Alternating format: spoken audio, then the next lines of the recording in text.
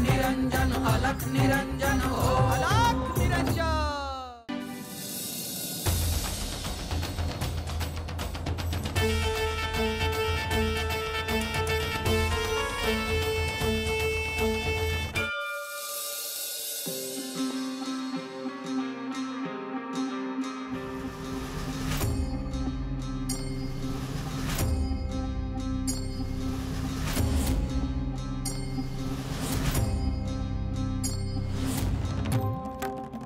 शुभम भवतु।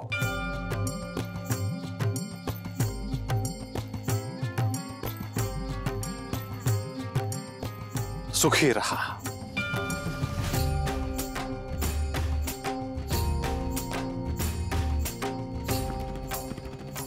गुरुदेव, केशवरावांच्या घराकडे पाहिलं तरी ध्यानात येतंय की इथे वैष्णवी देवीचा निवास असावा। तिने हे स्थान निवडलं आहे।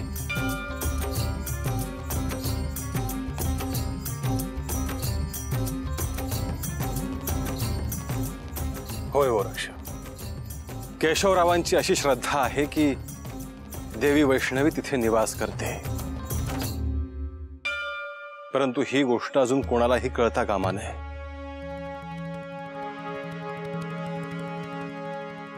गुरुदेव, आपली आज्ञा असेल तर माझी एक इच्छा आहे की आपण केशवरावांच्या घरीच वैष्णवी देवीची प्राणप्रतिष्ठा करूया।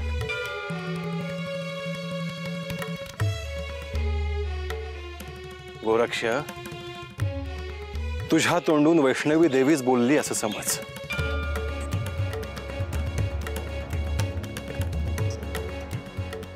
इथे पारंपरिक पद्धतीने देवीची प्रतिष्ठापना होते, त्याच चालीरीतीप्रमाणे आपण ते सगळं केलं तर त्या निमित्ताने आम्हालाही वैष्णवी देवीचे दर्शन होईल। अर्थात। चला। आदेश अलख निरंजन।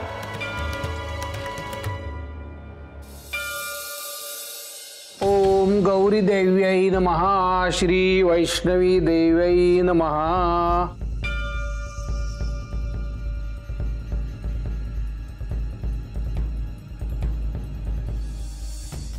अहो, आता तरी तुम्ही मला खरं काय ते सांगणार आहात का? हे बघ, मी लाख सांगेन, पण तू विश्वास तर ठेवला पाहिजे ना। जे काही खरं आहे ना ते सगळं मला सांगा। तुम्ही भिक्षा आणली होती, जेमतेम 2 माणसांचं जेवण होईल एवढीच। मग एवढं जेवण आलं कुठून आणि एवढी माणसं जेवली कशी काय हो?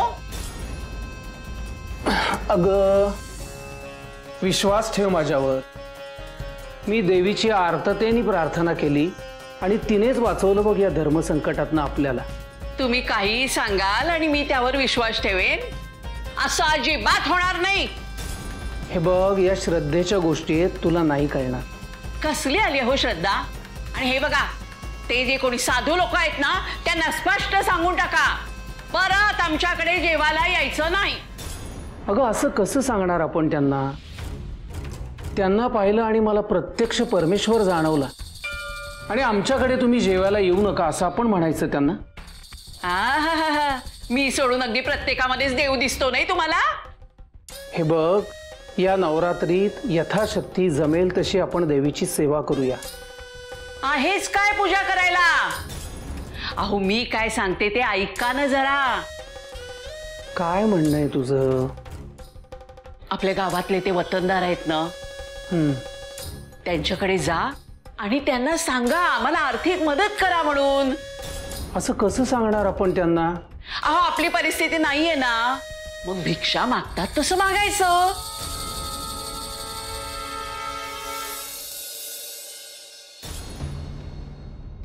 नर्मदा, नर्मदा, नर्मदा, हे मला अर्धा कप गरम दूध देतेस का ग? रात्री जेवलो नाही ना मी। अहो, ते देते मी, पण बाहेर अख्खा गाव गोळा होतोय, त्याचं काय करायचंय आता? अरे बापरे, खुळी आहेत का लोक? जसं तसं लोकांना कळलं ना की तुम्ही गेलात म्हणून, तसं तसं वाडी वस्तीवरून इकडून तिकडून लोक येतच आहे. दूध पिऊ का नको? अहो कपभर काय तांब्या भर प्या, उपाशी कशाला राहताय? बरोबर. तुला सांगतो, हे सगळं अंगाशी आलंय का माझ्या?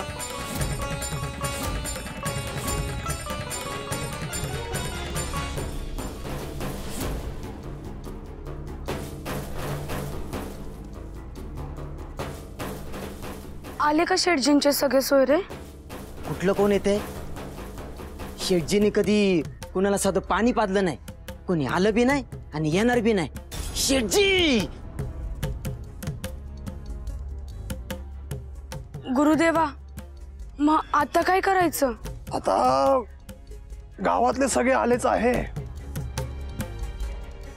शेटजींच्या पत्नीला बोलवून घ्या, त्यांच्याशी चर्चा करू आणि पुढील विधी काय आहे तो ठरवून टाकू. गुरुदेवा, तुम्ही म्हणाल तसं करू. पर एक सांगू का, शेठजी कसं का असना पर मालकीन बाईलाही चांगले आहेत बघा, त्यांची काय बी चूक नाही.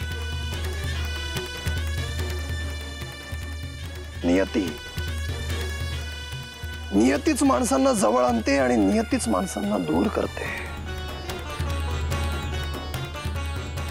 नाही म्हणजे मला असं म्हणायचंय की शेठजीसनी जिद्द करता येईल का?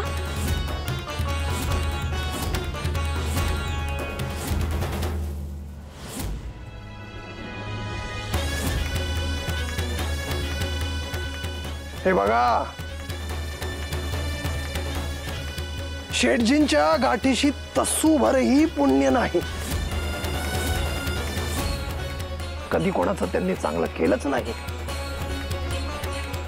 मग कसं जिवंत करणार त्यांना? कसं जिवंत करणार? अहो एक सांगू का तुम्हाला, ऐकाल का माझं? ऐकेन. मला परवडणारं असेल तरच ऐकेन. बाहेर जा, हा, हात जोडा आणि सगळ्यांना सांगून टाका की मी जिवंत आहे म्हणून. आणि ऐका ना, एक मुद्रा द्यायची होती ना, त्याऐवजी 2 मुद्रा देऊन गुरुदेवांना नमस्कार करा. हा, वेडी आहेस का तू? एक मुद्रेच्या ऐवजी मी 2 मुद्रा देऊ? छे छे छे छे, माझ्या हातून एवढं धनही सुटणार नाही बघ. गुरुदेव,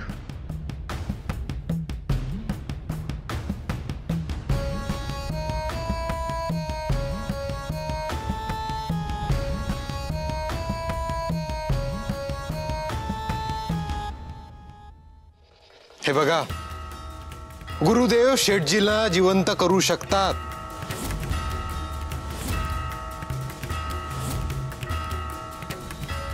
तसं ते फार अवघड नाही, परंतु त्यांना गुरु आज्ञा मिळायला हवी. होय, त्याला काय करावं लागेल? म्हणजे नवस बोलावं लागेल की कोंबडं कापावं लागेल? अरे बाबा, कोणत्याही प्रकारची प्राणी हत्या करून गुरु कृपा मिळत नाही. काय सांगायचं यांना? ते सगळं जाऊ द्या, तुम्ही शेठजींच्या मंडळींना आधी बोलवून घ्या. वय वय. बापू, तुमच्या मला पण बाहेर नाही पडतायत. तुला तर ना कोणीतरी येत आहे वाटतं. हो का? थांब थांब थांब थांब थांब. आणि हो, माझ्याबद्दल कोणी विचारलं तर मी मेलोय म्हणून सांग. हा हा.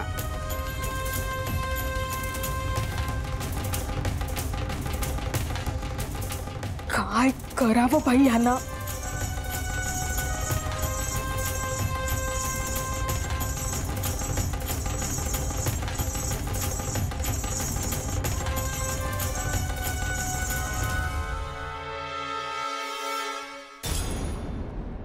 नर्मदा, मी गुरुदेवांशी बोलले, त्यासनी सांगितले काय बी करा पण शेठजीसनी चित्त करा म्हणून. ते साधू बाबा काय जिवंत करणार आहेत मला? मी मेलोय कुठे? काय म्हणणं आहे सगळ्यांचं? आता कालपासनं लोक ताटकाळल्यात. रात निघून गेली, दिस उजाडलाय. आता पुढचं समद करावं लागल नव.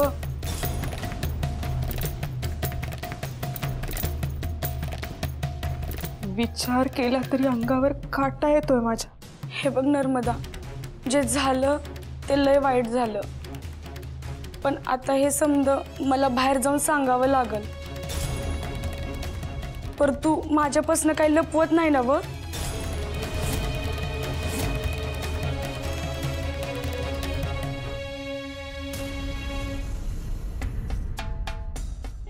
जे आहे ते तुला दिसतंय ना? बर चल मग, गुरुदेवांनी बोलावले.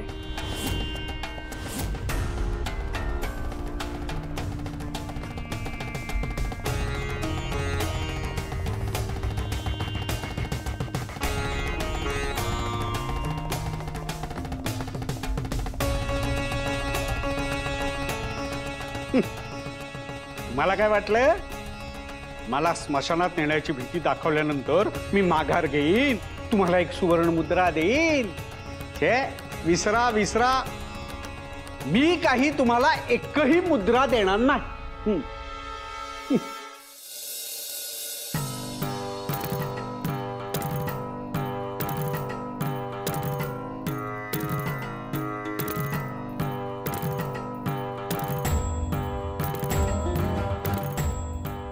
केशवराव, बाहेर या.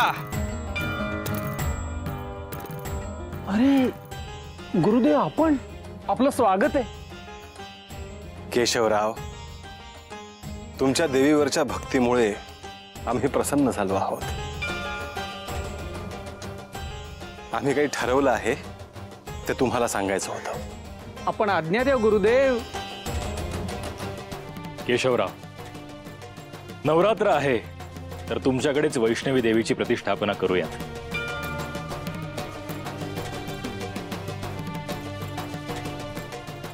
नको नको. काय हो, आमचंच घर मिळालं का तुम्हाला? गावात दुसरीकडे कुठेतरी बघा.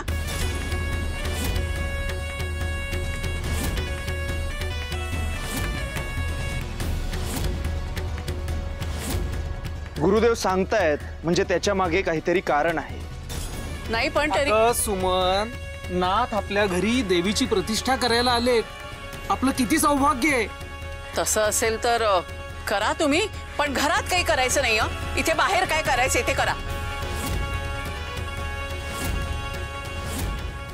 हे तर उत्तम झाले. आपण बाहेरच देवीची प्रतिष्ठापना करूयात, जेणेकरून गावातल्या इतर लोकांनाही देवीचे दर्शन घेता येईल. हो हो, मी लागलीच तयारीला लागतो. हो,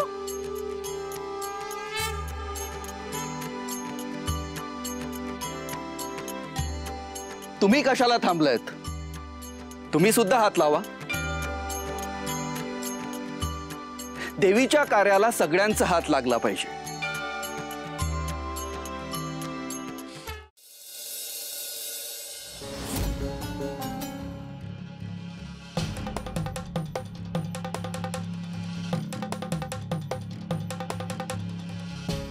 बाई, वेळ अवघड आहे. अशी वेळ कोणावर येऊ नये. खर तर शेठजीच्या हातात हा निर्णय होता, परंतु शेठजींनी मृत्यूचा मार्ग निवडला. आपण तरी काय करणार?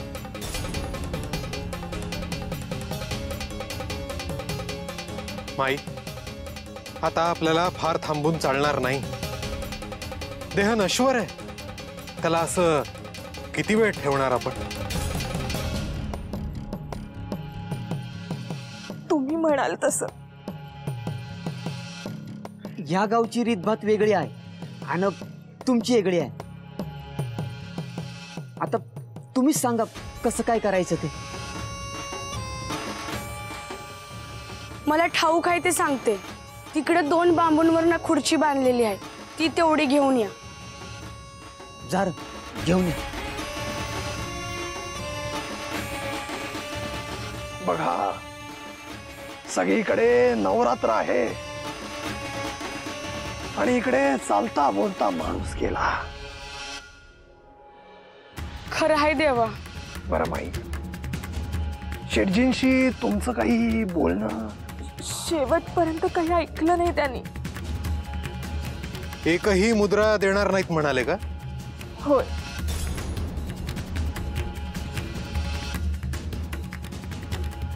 त्यांना दूध पियायचं होतं, ते पण नाही पियायला मिळालं.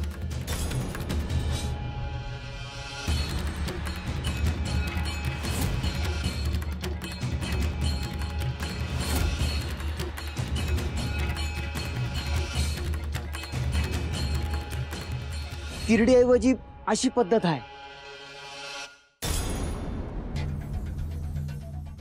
शेटजींचं वडील होतं, त्यासने बी याच्यावरच नेलं होतं. मग आता शेटजींना उचलून आणा आणि बांधा याच्यावर. चला ना, चला रे, शेटजीसने घेऊन येऊ. थांबा, मागे वा सगळे.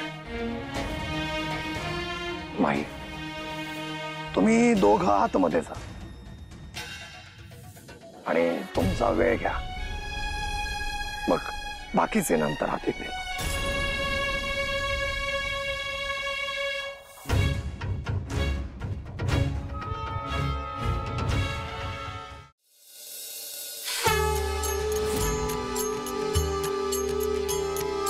केशव, काय चाललंय? नाथांनी स्वतः प्राणप्रतिष्ठा केली आहे देवीची. तुमचं तुम्हीच देवीला बसवलं होय? माझ्या परवानगी शिवाय या भागात इथलं पान तिथे हलत नाही. आणि तू देवी बसवलीस, तेही मला न विचारता.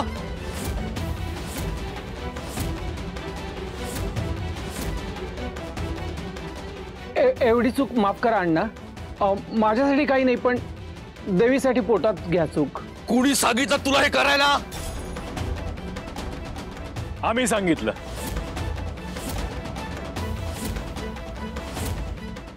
तुम्ही भिक्षा मागायला आला होतात ना, मग भिक्षा मिळाली असली किंवा नसली, निघून जायचं इथून.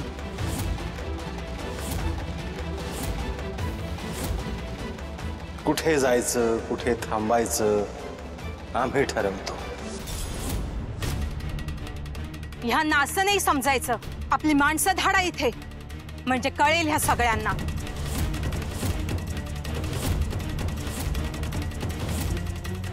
असं करू नका अण्णा. एवढं नवरात्र झालं की पूजेचं विसर्जन होणारच आहे.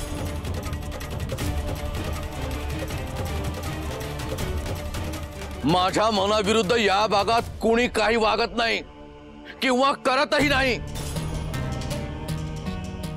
तू केलंस, मग शिक्षा भोगावी लागणार.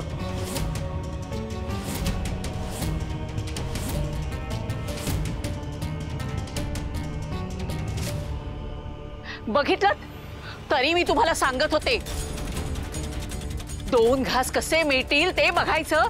तर हे काय करत बसलात आहो तुम्ही?